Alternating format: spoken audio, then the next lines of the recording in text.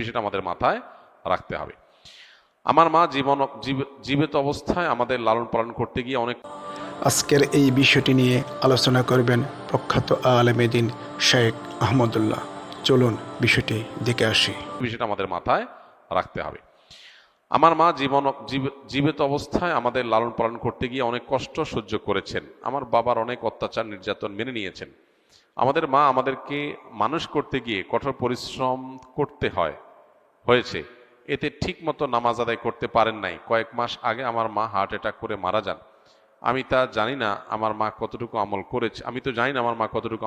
আমি যদি প্রতি রাতে সূরা মুলক পাঠ করে আল্লাহর কাছে আমার মায়ের জন্য দোয়া করি, তাহলে কি আমার মায়ের কবরের আযাব মাফ হবে?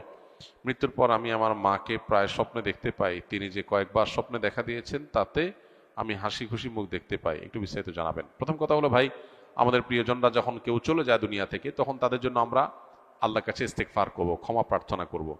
কারণ মা বাপ যদি মারা যায়, তাহলে সেক্ষেত্রে সন্তান হিসাবে মৃত্যুর পরও তাদের প্রতি বীর বা মা বাবা হিসাবে সদাচরণ করা, মা বাবার অনুগত থাকার কাজটা আমরা কিভাবে করব? নবীজি সাল্লাল্লাহু আলাইহি সাল্লামকে প্রশ্ন করা হয়েছিল, তিনি উত্তর দিয়েছেন যে এটার জন্য মা বাবার জীবদ্দশায় যাদেরকে স্নেহ করতেন তাদেরকে স্নেহ করা, যাদেরকে ভালোবাসতেন তাদেরকে ভালোবাসা, মা বাবার জীবদ্দশায় তার যে বন্ধু সার্কেল আছে তাদেরকে বাবা মার মতো শ্রদ্ধা করা এবং সেই সাথে তাদের সাথে সুসম্পর্ক বজায় রাখা, এই কাজগুলো করা। পাশাপাশি তাদের জন্য আল্লাহর কাছে দোয়া ইস্তেগফার করা, তাদের পক্ষ থেকে দান সাদেকা করা। মৃত ব্যক্তির জন্য জীবিতরা যা যা করতে পারে তার সবই আপনি আপনার মায়ের জন্য করতে পারেন। স্পেশালি আপনার মায়ের জন্য আপনি যেমনটি বললেন যে কোরআনে কারিমের তেলাওয়াত করে আল্লাহর কাছে দোয়া করেন যে আল্লাহ এর সব আপনি আমার মাকে দেন। আশা করে যে আপনার মা সেটা পাবেন ইনশাআল্লাহ। তাদের তরফ থেকে দান দক্ষিণা করা, এটা হলো সবচেয়ে কার্যকর। দোয়ার পরে সবচেয়ে কার্যকর কাজ হলো দান দক্ষিণা করা। ইনশাআল্লাহ আপনার মায়ের জন্য আপনার দোয়াকে আল্লাহ কবুল করবেন। আমার বয়স যখন কম, তখন আমি নিজের অজান্তে আল্লাহর সাথে শিরিক করেছি। এর আগে আমি কখনো শিরিক কথাটাই শুনি নাই।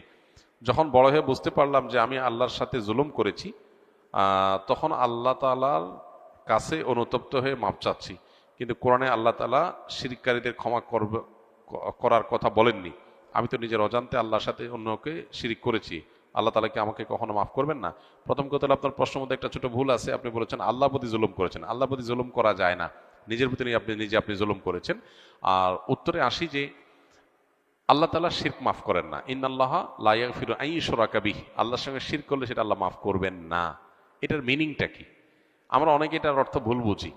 এটার অর্থ এই না যে শিরক করছেন তো শেষ, আর কখনো রক্ষা নাই, এটা না। তাহলে এটার অর্থ কি? এটার অর্থ হলো কেউ যদি শিরক করে এই অবস্থায় মারা যায় তওবা ছাড়া, এটা আল্লাহ মাফ করবেন না কিয়ামতে।